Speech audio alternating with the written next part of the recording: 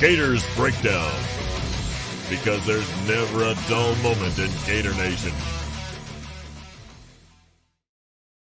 The Gators Breakdown podcast is ready to go. I'm your host, David Waters. You can find me on social media at GatorDave_SEC. And hey, look, certainly never a dull moment in Gator Nation. And right now, that's got to do with the transfer portal in Florida. A visit we thought was going to happen, not happening. Maybe another visit that didn't look likely earlier in the week, maybe because of some spots not being available, may happen now this weekend. So, hey, look, we'll get into it. It is never a dull moment, especially with the transfer portal ever changing. So hit that like button, subscribe right here on YouTube or your favorite podcast platform. You'll get those notifications when there is a new Gators Breakdown. But if you're on YouTube, just do us a little favor, smash that like button. This really helps us out. Support us right here on Gators Breakdown. Hey, look, if you want to support us even more and you get more out of it, Gators Breakdown Plus, link is in the description. Extra episodes, the chats we have, those turn into extra episodes. I'll give you guys a preview of those sometimes, but probably do one of those next week after the portal settles down. All that good stuff there, Gators Breakdown Plus. But, Discord server popping, of course, just ongoing conversation right there in the Gators Breakdown Plus Discord. Having a lot of fun right there lately, a lot of the discussion around the transfer portal and all that good stuff. But, this episode, we'll get into transfer portal latest. And also, I did throw on Twitter earlier this week, ask Gator Nation how they felt after spring. I wanted some time to pass if you didn't get to see the game because, of course, it wasn't readily available on TV. You had to SEC Network Plus or ESPN Plus, whatever. And if you didn't get to watch it right away, give it some time. And also just time to think about it and listen to my show, take in other content as well, and what you think about the Gators after spring. I know transfer portal is going to come into play a little bit, but mainly just wanted to get a gauge on how you feel after the spring game and what, how the team currently stands, what we got to see and hear throughout spring practice. So, all right, let's get to transfer portal right quick. And then, of course, Florida sitting at 86 scholarships. So while Florida is currently over, we are, we're hearing some visits. So that kind of confirms Florida will eventually have room somehow, some way. Now, a few players, like I said last episode, could leave once they graduate in May. So being over right now just may not matter. So we know wide receiver. That's kind of the position that's been getting all the headlines in the transfer portal right now for the Gators. So, look, of course, still looking to add a receiver. So it's safe to assume there's going to be some departures at some point, just not sure who or when. So let's go back to the last episode of Gators Breakdown, and the name that was confirmed for a visit this weekend was going to be Colorado State wideout Justus Ross-Simmons. Visited Syracuse this past weekend with no commitment right after that until Wednesday evening. And then he commits to Syracuse on Wednesday evening. So, of course, everybody's been following social media, other message boards and stuff out there, Gators Breakdown Plus, and the discussion we're having there. It's been coming out, some kind of academic issue with Florida and not necessarily choosing Syracuse over Florida, but just the way it's working out. Of course, either way, it's a loss in a receiver that we obviously know Florida would have liked to add, was trying to get him on campus this week. So now, look, in saying this was academic doesn't necessarily mean a bad GPA. I don't want to put that on the kid or, say something along those lines if it's not true. But it could easily be not having enough credits or credits for certain classes or certain classes and credits not transferring from Colorado State. Look, I don't want to assume, the kid's got bad grades. And that's not right. If that's what it is, okay. I don't know that. So let's, make sure we look at it big picture wise. It could just be transferring from Colorado State to Florida, not as easy. So, and look, right now for Florida, look, the transfer portal moves fast. So scheduling the visit, that was the right move. But of course, the admissions process takes a little longer. So visits get scheduled while admission does their part. And this time, a no-go for the Gators. Not the first time this has happened in Florida. Won't be the last time this happened in Florida. I know some people will say this as an excuse of just not getting him. Look, this was not Syracuse beating Florida for him. If you don't want to believe it, don't. I don't care. But just letting you know. So now where does Florida go from here? There has to be a pivot from here on to the next target at wide receiver, because I don't think Florida's done pursuing one, and that also may have played a part in this one as well. it certainly won't be Penn State receiver Keandre Lambert-Smith. He won't be an option. He committed to Auburn on Wednesday evening. Now, Lambert-Smith wasn't really ever a target for Florida. Didn't hear much along those, but just saying if Florida was going to pivot, he won't be one of them because he committed to Auburn on Wednesday. I'm not sure about the fit there because I'm not really sure Peyton Thorne really elevates his game much, but that probably wasn't the sole reason for picking the Tigers here. So there will be no pivot to him for the Florida staff. So the player to watch, and brought him up last episode of Gators Breakdown, so not new, but Arizona State wide receiver Elijah Badger. He officially entered the transfer portal last Friday. Checks in at 6'2", 190 pounds. So the size you really, really like to put on the outside there at Florida, put him into this rotation. Last season, Badger 65 catches, 713 yards, 3 touchdowns for the Sun Devils. Against Colorado last year in the 27-24 loss, he made 12 catches for 134 yards. In 2022, he had an even stronger season with 70 catches, 866 yards, and 7 touchdown catches that year. So he tore up Colorado that year as well. 8 catches for 137 yards in 2022. So both his highest receiving totals in 23 and 22 came against Colorado. He's recorded a total of 135 catches for 1,579 yards and 10 touchdowns over the past 2 seasons. One more time, 135 catches, just over 1,500 receiving yards, and 10 touchdowns over the last 2 seasons. And you got to look at Arizona State there because they've had about 5 quarterbacks in just the last 2 seasons take starting snaps for them. So it's not like Jaden Rashada, of course, as a true freshman, was throwing balls last year as a quarterback. So at Arizona State. So he's putting up stats with a very, very shaky quarterback room at best and still being able to put up some numbers. So good there for Badger. He was expected to be one of the top wideouts in the Big 12 this coming up fall. Remember, Arizona State's moving from the Pac-12 to the Big 12. Still has 2 seasons left to play.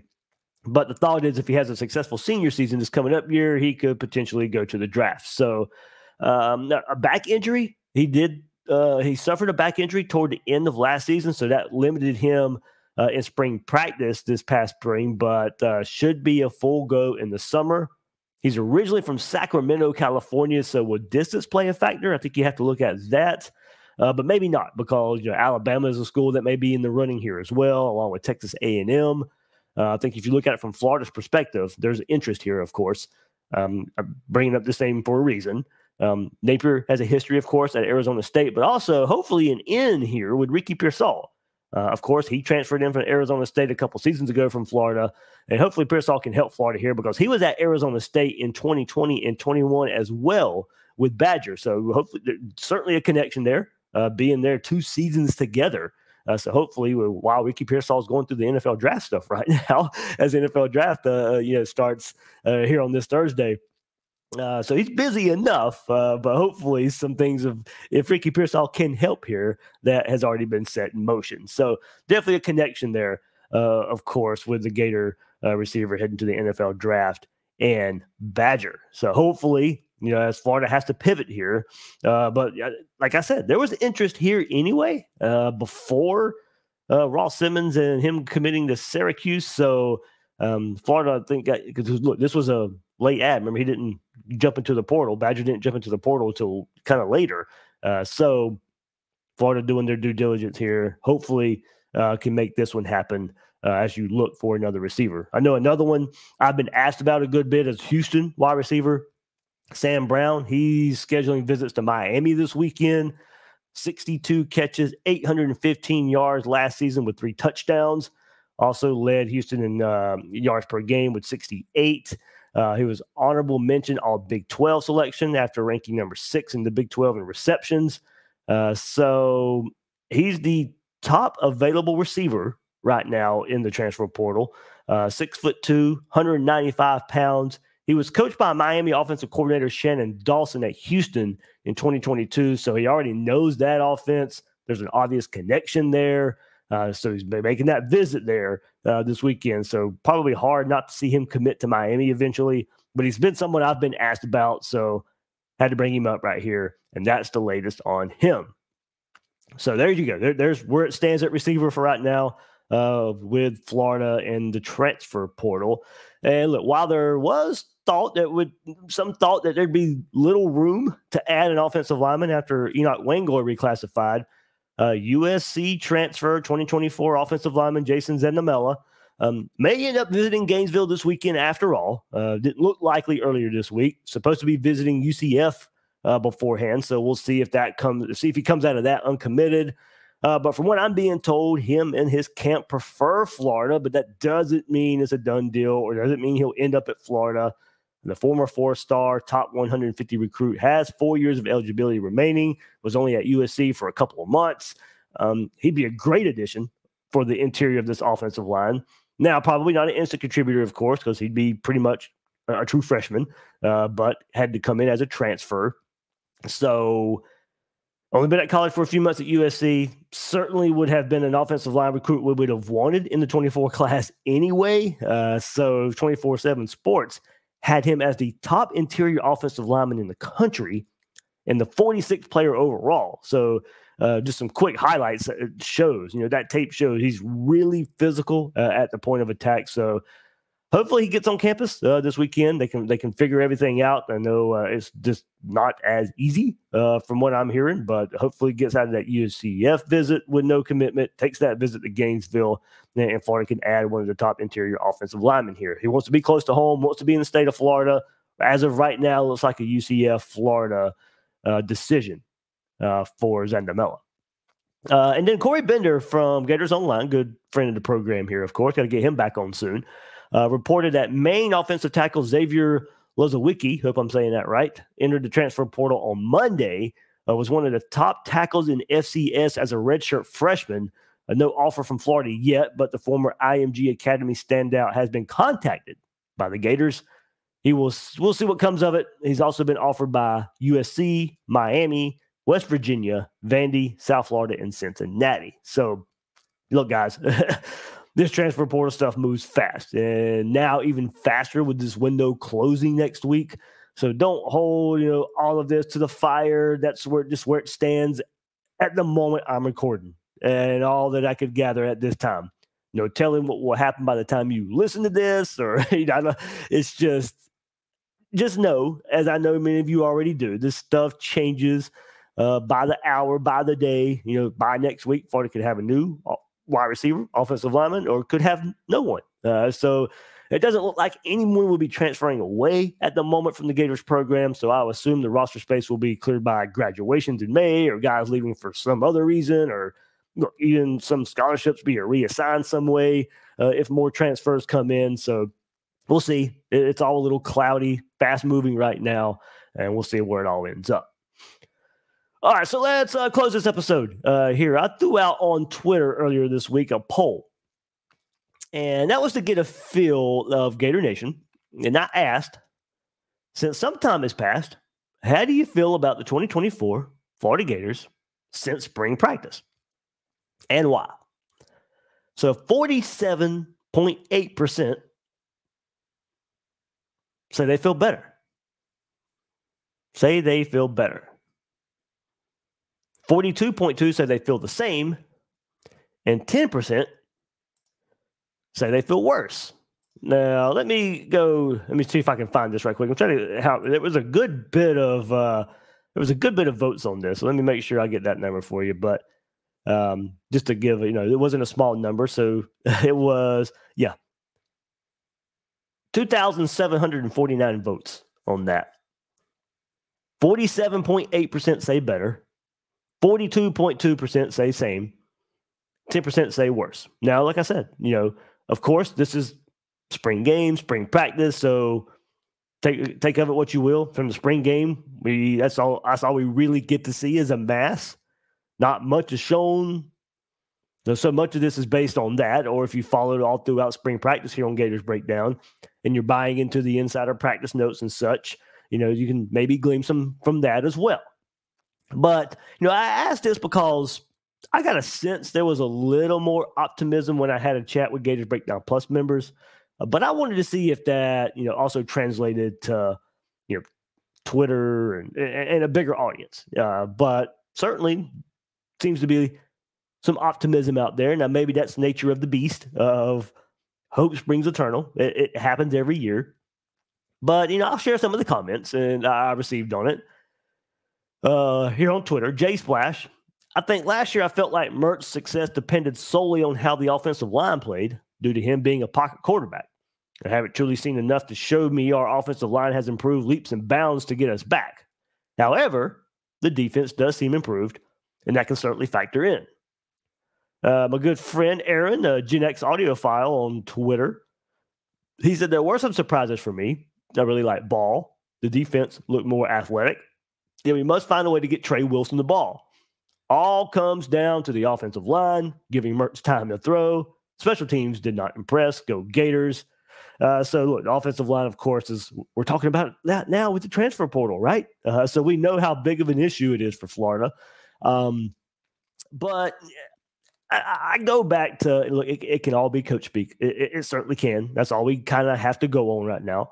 But some of the insider practice notes did mention a cleaner pocket, the pocket being cleaner for Graham Mertz, being able to take more shots down the field. Yes, right. We did not see that in the spring game. So, we take that for what it's worth. But Billy Napier did go on and on about how he feels better about the offensive tackles in the spring, bringing in those transfers, Crenshaw, Dixon, Devin Manuel, and bringing more depth to that position. Of course, you get Barber and Waits back for summer and fall camp, and that's got to help. That's got to help Florida in just being able to really filter out what would be going on at the offensive tackle spot. I mean, you look at what Billy Napier has, what the offensive line staff has at that position now, and I kept saying it's probably a blessing in disguise that those transfers get a lot of reps in the spring. Barber and Waits know this offense. So now it's just going back and getting into the groove of things physically on the field. But at least I think now out of this battle, if Barber and Waits are starting, they beat guys who got a lot of experience in the spring. If it ends up being Crenshaw, Dixon, and Devin Manuel starting, or a combo of, one of those guys starting, I think they've earned it because Barber and Waits know this offense. Now, that doesn't mean this offensive line is going to be this great offensive line or take some massive steps, but I do think the way this plays out is the staff would be playing the guys that actually they feel comfortable are better than, the starters would be better than the guys that are, having to sit behind them. Had to earn it. Those starters had to earn it. So that doesn't mean Florida's offensive line will be leaps and bounds better, but it certainly means that the staff feels that they're playing the better players. Now, that's the way I see that working out. Now, of course, we mentioned transfer portal and who they're bringing in or may not be bringing in, but it doesn't seem like any instant contributors along the offensive line. So mostly seems like, okay, we are where we are along the offensive line. They may even like mostly where they like, mostly what they have along the offensive line. The interior offensive line was brought up a little bit and maybe hit the transfer portal for an instant contributor. Doesn't look like that's going to be happening here. So, whether that be Damian George or I think you feel pretty good about center and Jake Slaughter and left side Najee Harris. Bryce Level supposedly pushing George there on the right guard spot, but didn't necessarily have the best spring game. But all throughout spring, we were hearing Lovett pushing. So that was just one day. As I said, spring game can be taken too much of. But that's all we have. That's all we get to see it in an extended window.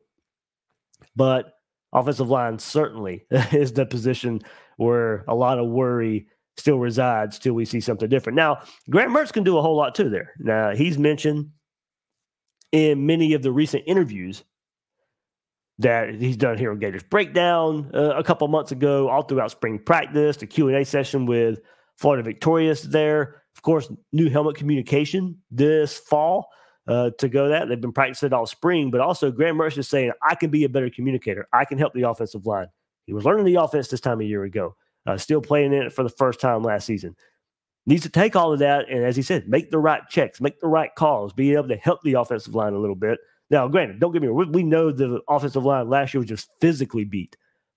At the same time, Graham Mertz says, I can do better myself, and I can also help them better along the offensive line to help those guys play a little bit better. So Graham Mertz, of course, getting rid of the ball, making sure to escape pressure and get rid of the ball while he escapes pressure. So pocket maneuverability. I mean, of course, there's things where while he feels more comfortable in this offense, he should be able to do. That can help the offensive line as well. All right, let's keep it going. Peyton Mitchell says, we heard Napier say offense crushed one scrimmage and then the defense crushed the other.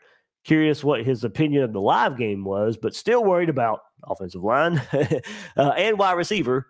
Defensive line is a new worry for me. That's interesting there. Of course, wide receiver, we've talked about that with the transfer portal there as well. Get Trey Wilson more help, make sure the explosive passing game. Now, Graham Mertz did say the other night in the Florida Victorious Q&A, well, you can check out there. If you're a member of Florida Victorious, you can check it out. It's on your member dashboard. If you didn't get to watch it live, the Q&A with Graham Mertz and DJ Lagway. Really good stuff. Remember, you can get your discount promo code GatorsBD.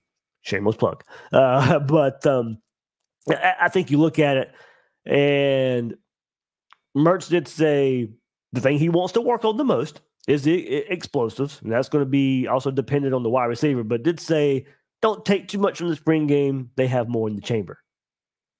Pretty much what Graham Mertz said there in the Q&A. So, of course, you expect to hear things like that, but we weren't going to get our answer for the explosion of the passing game in the spring game. We just weren't. That doesn't mean it's there. Doesn't mean it's not there. It's just, as all this is, it's talking season right now. It's wait and see mode. But yeah, we know wide receiver needs some more help. But Peyton saying defensive line's a new worry for him. I don't feel any different there. I will say for the spring game, if that's what we're going to go by, Slackman wasn't paired with Jackson. They weren't playing together. I expect those guys to play a whole lot together this coming up fall. Also, no Justice Boone up front. Now, while he's at edge spot, he'll be a part of that. I think handing the dirt, the F spot along the defensive line, part of the edge defensive line group there. So, Justice Boone there either, of course, just very limited and not taking chances with him through spring. I think LJ McCray certainly flashed. Tyreek Sapp flashed in the spring game as well. Sapp was a name I did hear multiple times all throughout spring, so hopefully he takes that step that we just kind of been waiting on.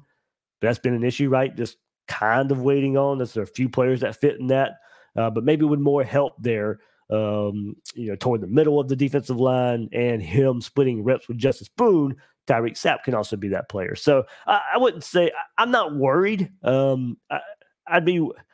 will not be they won't be worse than what they were last year. Now, of course, this whole team needs to take a step, and that's not good enough. They do need to take a step, but I do think there's a baseline. You got most of the guys coming back with Caleb Banks and Cam Jackson, Dez Watson, and Jamari Lyons. You lose Chris McClellan. He was somebody I was hoping would develop into a big role, but still, with Slackman coming in, you kind of get that replaced, and hopefully Jamari Lyons takes that role as well. But Cam Jackson has certainly room to get better as well, but I think there's a good baseline there. They're not going to be any worse than what they were last year, but we need that group to be better for sure. I wouldn't say it's a worry for me, but they do need to be better.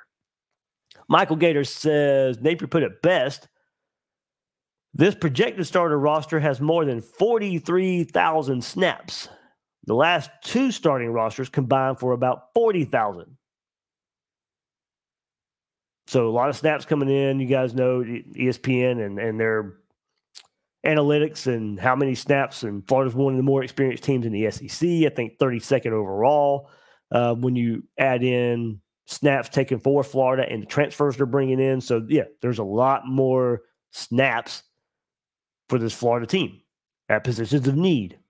Tackle along the offensive line, safety, of course, and then you add a player like Pup Howard at linebacker. Not a lot of snaps under his name, but where you see the transfers paying off. But also, you kind of go into that point, and we're kind of talking about talent here. Lord Heller 71 does bring up a good point on the other side of this. Tell me who scares you on offense or defense other than Trey. Therefore, until proven otherwise, we the same mediocre at best team. Hard to argue with that. Now, we saw a flash of Jaden Ball. Montreal Johnson, of course, is a really good running back to me. He can scare you in some ways, but yeah, you're right. I mean, he doesn't scare you like Trey. Certainly does not. But there's a lot of good in what Montreal Johnson and this run game I think can do as a whole. But yeah, you can't circle a lot of guys that are going to just defensive have to be scared of, have to game plan for, and really focus their defensive game plan on. Besides Trey Wilson, that is right. Now Graham Mertz fits in that category, I think, some as well. As the quarterback, how much does he scare other teams? I don't know, but he's a better than average quarterback.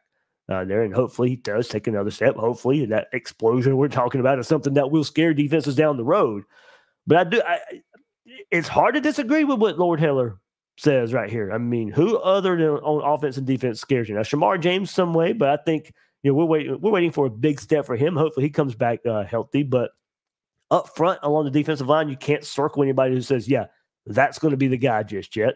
Pup Howard comes in at linebacker. Hopefully he's that guy along with Shamar James. You circle both of those guys together. We still have to see it. On the back end, can Devin Moore be that guy? But he's got to stay healthy first. Jason Marshall's hasn't put himself at that level yet. We've heard a lot about these safeties, but that's something we still have to wait and see if you can circle those guys as somebody that will scare an opposing offense. It's not there yet. You're right. Therefore, as Lord Heller said, therefore, until proven otherwise, we're the same team. And yeah, those guys have to prove it. We can project all we want. We really can. And guys we like and guys that can be a player that might scare somebody, but you're not circling anybody for sure. I can go ahead and tell you, other defenses out there right now aren't circling anybody else but Trey right now. That doesn't necessarily mean or have to mean he'll be the only option or the best option, or he'll be the best. But he doesn't have to be the only one. But who you circling to be that guy that really scares defenses? Trey probably is the only one. Patrick Hop, he said, I voted better, but it needs context. As in overall talent has gotten better. Quarterback, running back, DB, LB, with a few other positions being upgraded. I wouldn't totally sleep on this team for sure. But then again, I could see us having a rough year and the buddy system letting go of Billy. Not sure what the last part totally was. I don't know. It means just the buddy system failing Napier, or eventually means letting go as in not being the guy. I think it's going to take a whole lot for Billy Napier to get fired after this coming up season.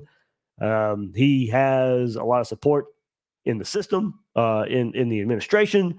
It's going to take a lot for him, but kind of staying on point here about the team and coming out of spring. I mean, yeah, I think their overall talent is better. Schedule will come into play, of course, there, and what that absolutely means. They have upgraded some positions, sure, that we have just discussed all spring long. But, this team really is polarizing. You can see a path to where they're a lot better. You can see where it stays a lot of the same of what we've seen the last couple of years at the same time. And it's not just the players, but it's just coaching and situational football. And, can you have special teams be better? I mean, a lot of that comes into play here. And that's going to be up to a next point. Let me get through these next points, and then I'll come back around on that. But Michael Ross says same. He feels the same with, but with context again. I think the team has more talent, more depth. The Mullen players purge complete, but it's a spring game. It means nothing.